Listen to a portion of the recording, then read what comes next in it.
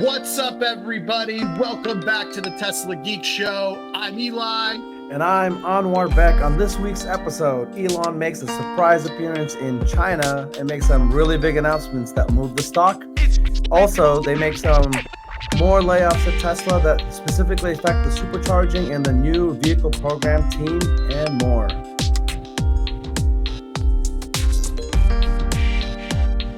What's going on, everybody? A very turbulent week of Tesla news, huh, Eli? We had a lot of hits happen. We had the Shanghai news. We had the stock run up a bit on it. We had more layoffs continue. Where do you want to start, man? This has been a topsy-turvy week. Just setting it up a little bit from the stock perspective. Let's talk about that. So last week I saw Ron Barron, a bunch of analysts. I think Ives. It seemed like people were kind of getting excited about Tesla bottoming out, kind of. So a lot of like speculation going on, and then all of a sudden, out of nowhere, Elon pops up in China. Was he in Beijing or Shanghai? So he went to Beijing to do basically a public announcement with the premier Li Qiang about this new FSD partnership with Baidu that's going to be allowed to happen coming soon in China. To be honest, so I saw the news. I think it came out over the weekend, and I was thinking, oh, that's pretty cool. You know, the China kind of like getting some good traction, legalizing FSD in China. The partnership with Baidu seemed like it was going to be pretty big because Tesla's going to get some help with mapping and again pushing this robo-taxi FSD supervised forward. The thing that's interesting, I think, is that within our community, our listeners, people that are like the Tesla geeks, we kind of understand and I've already bought into, FSD supervised where things are going. But it almost seemed like the news in China was for people outside of our community, like all these other the big investors, the guys on Wall Street. They kind of finally believed, I guess, that Tesla is actually going to be doing something with FSD. That's why I think on Monday we had this like massive run up of the stock going above 15%. Eli, what do you think? Look, it's a big deal. China is a huge market for Tesla, and they now can sell a software that goes for as much as like 1/3 the price of the vehicle, especially with Model Y and Model 3. Mm-hmm. So I think it's a huge opportunity. I think how it shapes up and what kind of adoption we get is going to be interesting. They've never deployed it there. So there's going to be the reality of training FSD is that it is not you train it once and turn it on everywhere. That's just not how it works because everywhere has different driving rules, the rules of the road, but then secondarily and most importantly, the driving culture. Vehicle is going to have to be trained not just for the rules and the laws and the different signs that exist, but also for knowing how to behave in a culture of human drivers. So it's going to be interesting to see the ramp and timeline on as Tesla starts training for the Chinese market. And the most important part of training is the sheer amount of data. So there's United States and Canada, kind of like where we've already got decent traction and however many millions of miles driven. But imagine plugging in the biggest EV automotive market in the world into this training model. I think from an investment standpoint, that's what I think was driving the stock in such an incredible way. I mean, 15% in a day, that's a big move. I have to believe that that's where these very smart investors are now thinking, holy shit, Tesla and Elon just unlocked the potential market, 1.5 billion people, right? And the EV adoption in China, I think, surpasses even what's going on here in the United States. China is demanding EV adoption. They understand that EVs are the future. Also, China, if you go back over the last 30 years, the cities were one of the privileges of being wealthy has been able to afford to buy oxygen because the air is so polluted. So they have felt and suffered from the perils of the Industrial Revolution, and they are now working very quickly and very fast, government subsidized, to get to clean energy as fast as they can. And that's one, for the health and safety of their own people, but also two, for their global economic power. vehicles of the future are going to be electric. China knows this. That's all that's new and coming out from them. While the West is still dragging their feet, aside from like Tesla, Rivian, and a little bit coming out of Ford, the Western auto is dragging their feet on electric vehicles. China's not going to be that. China's going to be happy that future automakers are going to be just a couple in the US and China. So, no, man, it's a huge deal. I hope also, speaking of the East and West, part of why China is succeeding in this way is the government's like point of view perspective and this motivation to push this forward, which is baffling to us Americans, right? We have Tesla, Rivian, these amazing American companies doing these incredible things, and our government couldn't do any more to like get in the way of that progress. So, at the end of the day, I want, America to do well and succeed, but it's kind of like, I hope they watch what's going on in China and our government gets their act together and starts to support Tesla and Rivian and push FSD and auto drive progress forward. Don't you think so, Eli? I am not a fan of totalitarian regimes or dictatorships, which is what they have in China. The people in China have no voice. They have no vote. They are ran by the CPP, and they do not have freedom. Like they can't even access the internet the way we do. However, when you have countries that are ran by just a small number of people without outside influence, this is one of the examples where they can make ground on the Western world because Xi just gets to decide we're doing this. And that's it. There's no Congress. There's no politics to fight. His signature is all that it's required. And anybody that gets in the way literally loses their head or ends up in a concentration camp. So, yeah, I mean, that's the reality of it. So, like, they actually have a focus on this, while here are the biggest slap in the face. So you can tell that our government is not being serious about EVs the way they should be and are catering to their donors. The fact that the new EV tax credit also includes hybrids now for the first time. You could buy a gas car with a tiny battery, and that counts. Yep. And propping up GM, which, they've bailed out before. Technically, the government's like a shareholder in. They need to actually incentivize innovation. And in many ways in this country, we still do. And in the early days of Tesla, they benefited from a Department of Energy loan and other innovative pieces. But man, politically, the Democrats, who are the party of clean energy, are somehow not supporting the biggest leaders of it in this nation. And it's maddening. And you can tell it's maddening for Elon. Yeah. Elon really wasn't very vocal about politics at all until he got targeted during pandemic. And, the Fremont factory was forced to be closed, and Alameda County singled them out. And there was like special unfair treatment given of Tesla versus when the other automakers' manufacturing plants were allowed to still continue. And I think that was kind of the beginning of the end of him wanting to have anything to do with the Democrats. And, I don't really blame him. Yep.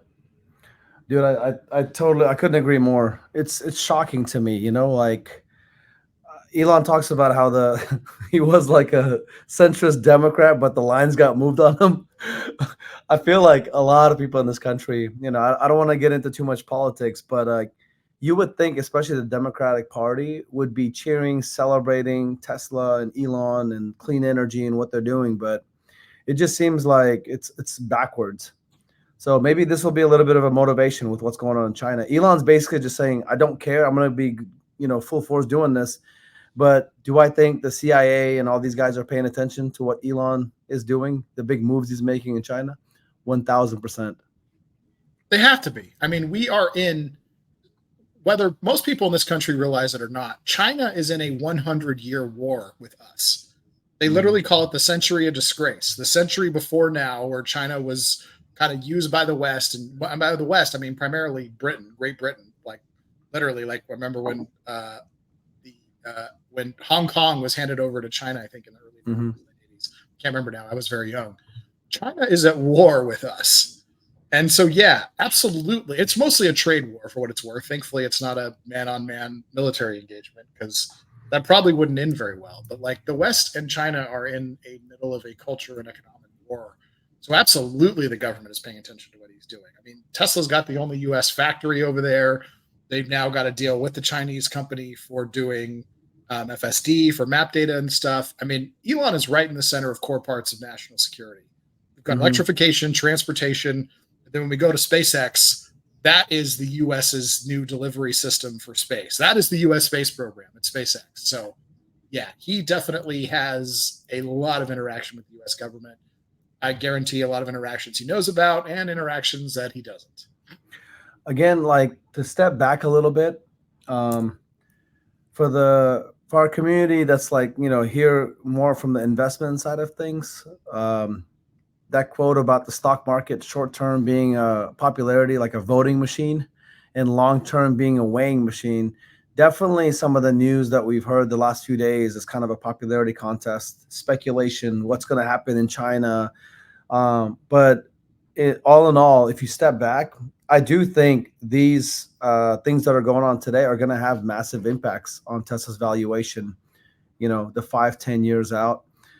Just from my own perspective, you guys know I've been a long-term investor in Tesla.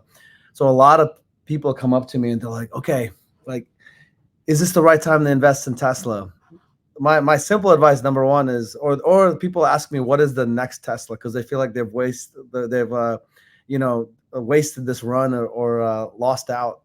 And I tell them the next Tesla is still Tesla. I think we're in the beginning of this company's story. This is a once in a generational company.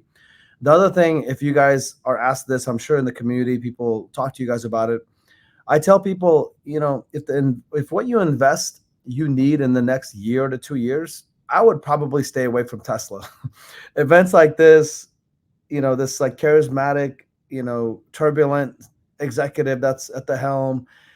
It's a very like I don't feel comfortable telling people to invest if they are in it for the short term. And short term to me is like anything less than 2 to 3 years. Probably a good company just to stay away from. Go put your money in the mutual funds or ETFs and just call it good. But if you're in it for 5, 10, 15, 20 years and understand the fundamentals, the weighing machine aspect of this company, there probably isn't a better place to put your money at this point. And Rebecca is absolutely right. Tesla is not a couple year investment company. It has had a very large run up once after a decade of pretty much going nowhere. And now we're seeing a bit of a decline as other different market pressures weigh on it. That does not mean that Tesla is not going to have a great run again. I think Tesla has a very bright future. But where people get in trouble is there's come in an army of content creators who like to tell people that Tesla's going to hit an all-time high this year, which at this point would be socks up a bit, but from the lows that we saw a week ago, that'd be like a 3x in the same year. And there is nothing on the horizon that gives a fundamental reason for Tesla to 3x this year. Buy Tesla, do you think it's going to 3x over 10 years? Fucking, that's super reasonable to me. But telling people the stock is going to make any move on any short type of time frame is, one, dishonest, also a crime because giving financial advice, not as an advisor, is illegal. And also it's bad for retail investors. You get people hurt. So I wish people would stop doing that. For me, it's a bit of a personal vendetta when I see this stuff to call it out. Because like Tesla's a great company. Tesla's a company you also buy and hold for a very long time. Totally.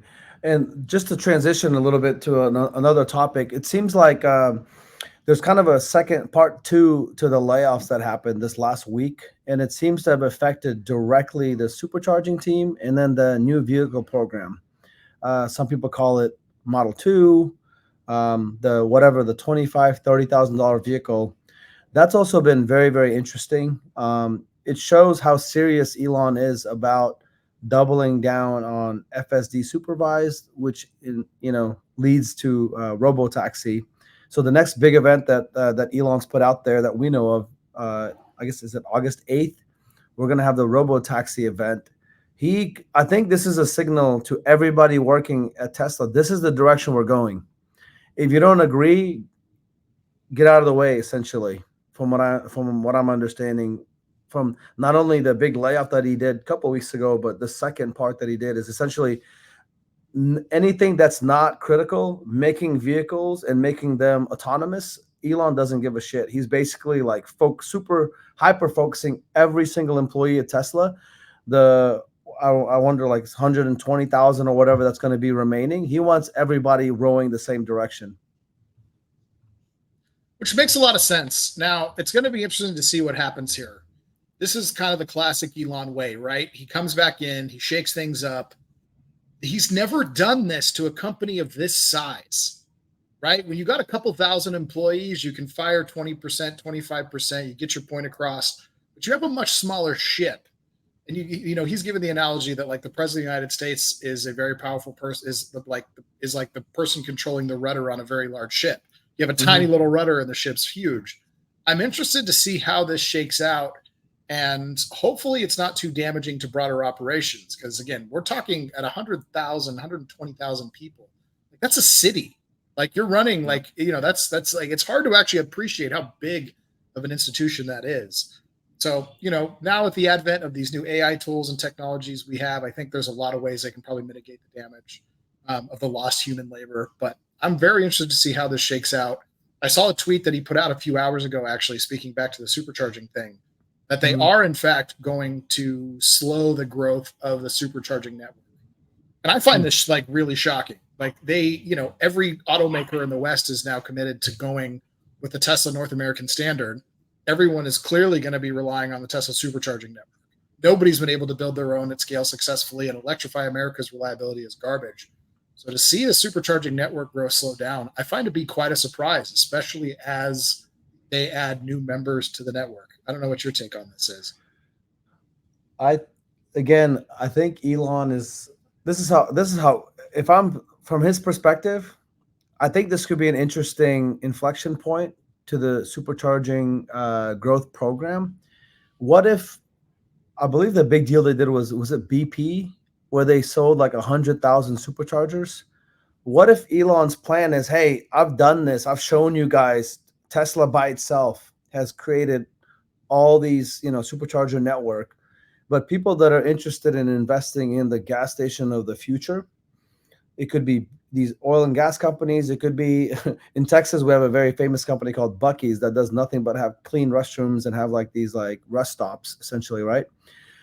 What if they basically just sold superchargers to a massive developer that wants to take this idea and continue to grow, but Elon and Tesla is not wasting capital on growing the superchargers, because they've shown basically that it's profitable. Elon kind of like, I guess the first quarter, they've shown how all this stuff works, and there are enough superchargers right now that I could easily visit you in San Diego from Austin with no issues and back, right? I've driven here from Austin, so yeah.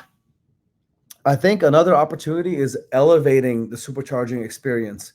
Right now, to me, like all the superchargers that I've ever been to, except for there's a handful in California, Kettleman City, and I think they're working on what's that one where it's going to be kind of like a burger joint or whatever. Do you remember where that one is? You're talking about the Santa Monica drive-in diner. Yes. Like I see like a lot more opportunity to have like upscale supercharging locations. Make something where I want to get out of my vehicle and go interact with a shopping mall, with like fine dining, something like maybe while I'm charging, I can get like a workout in or something. I think this is a big opportunity for somebody else outside of Tesla to come in, have a partnership with Tesla, and invest basically in this future, creating kind of like gas station 2.0 EV version, knowing that in the future, everything's heading towards electrification. Unlike internal combustion gasoline stations where you're there for less than 5 minutes because you're quickly pumping, we are typically resting for, at a minimum, charging for 15 minutes up to an hour. If the value is in the time that we spend going into the convenience stores and buying chips and drinks and whatever, could we reimagine those things? And we're talking about ownership experience. And this is something that, like, when they first did Kettleman, right? There's a full supercharging lounge. You can get food out of a vending machine. There's a fresh coffee shop. You can buy merch. More of those existing would make a lot of sense. Like, you go to charge and you're excited to charge, right? Because you're like, there's a dope place. You're going to get to hang out. There's Wi-Fi. There's food you can buy. And you do those, and like, you can't do them everywhere. I get that. But you do those in strategic locations that get high traffic through. I remember when Kettleman opened, like we made videos about it. We held events there, like the Tesla Takeover Road Trip, which was like the first big event bringing together like NorCal and SoCal Tesla owners in the Model S and X era was there. And like, because it's such a cool fucking place to hang out, they could do more of that. Like, don't get me wrong, the diner in Santa Monica is going to be cool, But like that's not your average supercharger, right? That's a restaurant. That's a Sonic. They basically made a Sonic with a supercharger, which is going to be amazing. I wouldn't be shocked if we hear this announcement. I'm sure Elon wouldn't get rid of the supercharging team without having a backup plan. I think the backup plan will be strategic partnerships with people that have, capital to kind of see the second phase of supercharger expansion forward, where it's kind of like you can almost see it as like a partnership between Tesla and whoever this developer is. The only thing I've heard of so far is like, I think BP, British Petroleum, had purchased like a massive chunk, like 100,000 superchargers or something. But I could see more and more announcements like that, where I think a lot of those companies they're seeing the writing on the wall that, things are going more and more EV. That means the way we commute between cities and the way we take rest stops, all this is going to change, right? And I think that could be the interesting thing, is kind of like reimagining gas stations of the future. I don't know if you call it Supercharger Plus or whatever. Like, I could see more and more things like that, where make some incredible experiences so people want to stop, interact, engage, maybe get a quick workout in, showers. It's almost, you can think about it like, those lounges in airports where you make like rest stops. You're not meant to spend hours and hours there, but I could see a ton of those just popping up all over the place. And Tesla has nothing to lose if somebody else takes over the supercharger expansion. And I think there's two components to it. So I'm going to disagree with you on one piece of it here. I think Tesla must own the superchargers themselves, so that they have control of the software and that they're responsible for the reliability of the power in the software. But the other side of it where I do agree with you, when it comes to the development around them, it should not be them.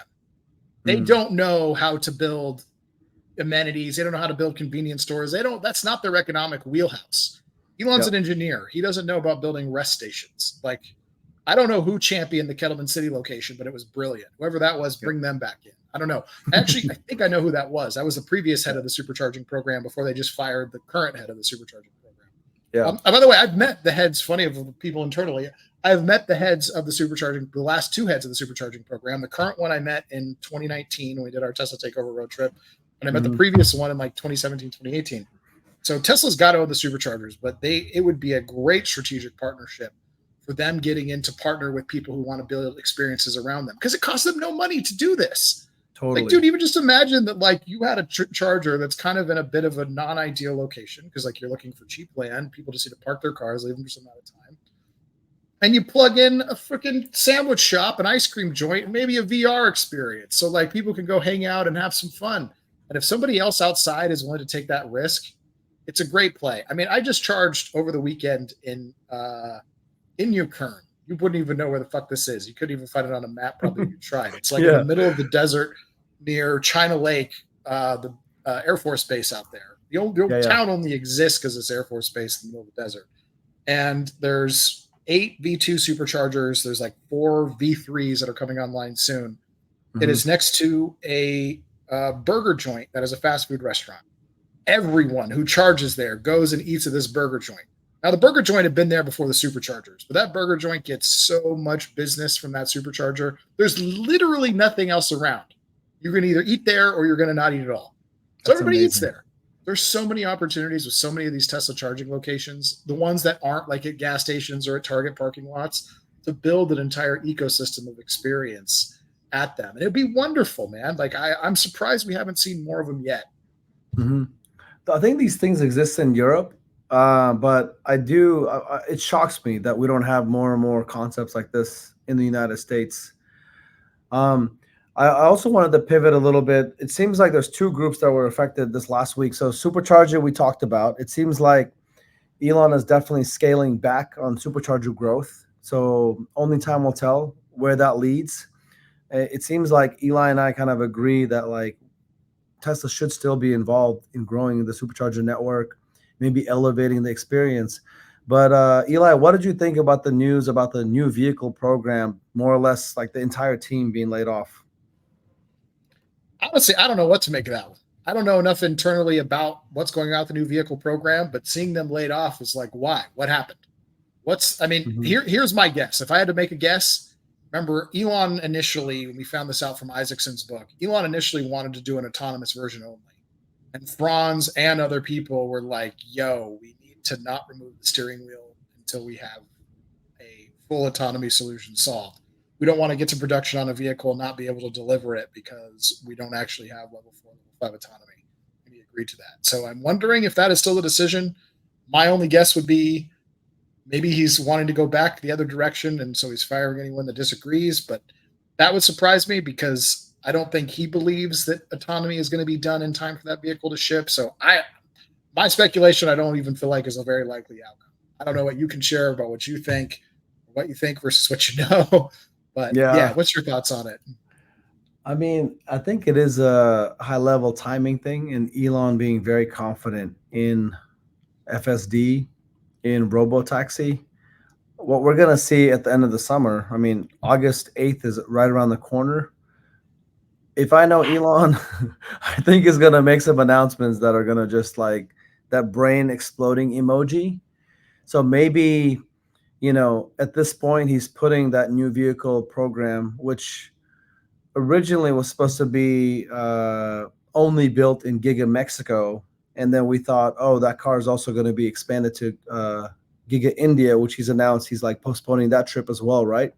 So I think those are some telltale signs that like, hey, he's like not in a hurry by the end of this year to make these announcements and start building this $25,000, $30,000, whatever you call it, the next generation vehicle with a steering wheel, because Elon, which I love that about him, like he's all in. He doesn't do anything half-ass. So he believes it's kind of like that concept of he's that leader that like he brings everybody Tesla ashore. There's a big fight ahead of them, but he's burning the ships. I think this is a burn the ship moment for Tesla. Is Elon's basically saying, don't fucking worry about the next generation vehicle. We got to get robotaxi right. I'm betting the company on FSD, on robotaxi. So even if they do make the next generation vehicle, I think at this point, this project has been postponed by like a year to a year and a half.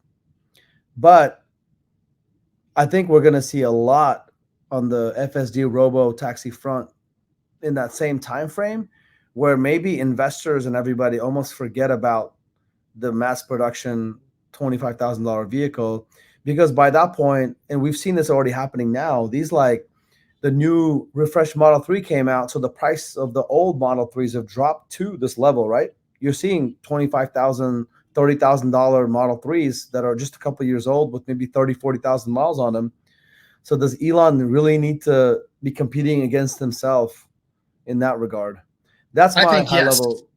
I think yes. I think he does because you are right about there being cheaper used vehicles, but those also, like we're talking about, they're getting towards the end of warranty, which is a big deal for new vehicle owners. And a $25,000 new car in 3 or 4 years becomes a $10,000 and $15,000 car, which then is like literally nobody buying a vehicle of any substantial price at all is excluded from EV. And no one but Tesla is going to be able to afford to be able to make a product that gets to that kind of price point in any reasonable time frame, right? Like even older Model S's still sell for $20,000, $30,000, and for a lot of people that's just too much. But when you get a used EV with good range, good reliability, that falls in that 10K price point, like $25,000 car, 5 years or something after it's been out, it's super reasonable. I'm interested to see what happens. Again, I've got FSD beta. I know you do too. I just got 12.6. I'm definitely seeing improvements, but I have yet to see the runaway exponential curve where like it feels like it's learning at leaps and bounds. It's definitely good, does a lot of great things. It's a great driver assist. But when you talk about removing the human, you have to solve for so many edge cases and so much reliability. That is an entirely different story. Now, I'll add one caveat. I am not in the primary market that they are training for. And I've said this multiple times. I'll say this again. The first market that FSD is going to come online on is going to be the Bay Area. I am not in the Bay Area anymore. I'm currently in San Diego. So I am not in the place that they are optimizing training for. they will flip it online first for Bay Area. So honestly, the experience for that whole Mars is having, Omar, is actually far more, I'm not saying accurate, but far more a reflection of maybe how far they are away from their first robotaxi. Because Mhm. robotaxi is going to go online in San Francisco well before it goes online anywhere else. So it's hard to really judge progress accurately because progress is not universal. They're training on a very specific zone for the first market of improvement. So it's really hard to measure. But what I've seen between builds is I've definitely seen improvement, but I'm not seeing a runaway expo curve yet. Mhm. From my perspective, I feel like you're kind of out there as far as like testing out FSD supervised. Whole Mars is definitely tip of the spear in the Bay Area. I think all he does is test that day to day. I'm a average, married dude with a 10-month-old. Whenever I'm driving my vehicles, even though I have FSD supervised, I don't use them with my family in the car. I don't know if it's like a mental block, but when I'm by myself, the best case scenario that I've had is like I'm running late from point A to point B. I haven't had food all day. I've definitely flipped to, FSD supervised, and I feel like I'm paying even more attention, to be honest, because I'm not zoned in. I'm paying attention as I'm driving, but I'm like kind of like eating as I'm driving. To me, that's been like kind of the main use case that I've had. I don't use it, to be honest, like day to day. More than anything, I use it as like a little, showing people how cool my car is type of gizmo. Um, Personally, I'm not using it every day. Give it a try again once you get either 12.35 or 12.36. 12.34 was really passive, like so much so that it was like, okay, I got to disable this because the guy behind me is going to like run me over. It's Yeah. gotten a lot more aggressive now. Like it will, like when it makes a turn or when the light's green, it'll go. Yeah. Got to be careful though on yellow lights. It will like, you'll be coming up to the line to like go through the green and it will turn yellow and it will like brake pretty hard instead of just going through the yellow. That's probably the Mhm. only issue I've got with it right now that's consistently problematic. Is it trying to slam the brakes on yellow lights? But yeah, it's definitely improving. Give it a try again once you get 12.35 or 12.36. And we'll talk about it next time and see what you think. Definitely, definitely. Well, I think that's the episode, man. Thank you guys all again for joining us. If you're listening on X, please retweet and share this with the rest of the community. If you guys have any questions, definitely ask them. And Eli and I can jump in. And we do on Thursdays do like spaces as well. We'd love to hear from you guys live. If you want to chat with Eli and I and kind of we can do it once you guys listen to the episode or just chat about anything you guys have interested in the community. Well, guys, thanks for joining us, and we look forward to having you guys back next time for more of the Tesla Geek Show.